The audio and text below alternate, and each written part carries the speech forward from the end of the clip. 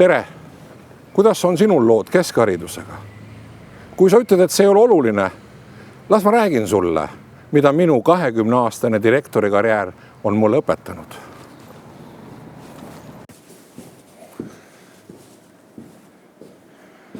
Kas tundub loogiline, et õppimine arendab sinu mõtlemisvõimet? Ta annab sul uusi teadmisi. No vot, nende uute teadmistega oskad sa teha hoopis paremaid valikuid, sest mida sa ei tea, seda ei oska sa ka tahta. Mida rohkem teadmisi, seda paremad on sinu võimalused. See tähendab juba suuremat sissetulekut ja paremat elukvaliteeti, kus sul on täiesti vabad käed, kuidas oma elu elada tahad.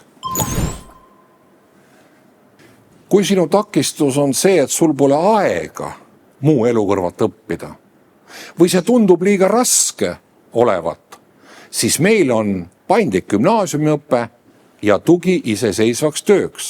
Kuidas tundub? See plaan on ka minu jaoks töötanud. Päeval olen ma koolijuht ja õhtul teen ma neid asju, mis mulle meeldivad. Anna ka endale võimalus ja tee tark valik.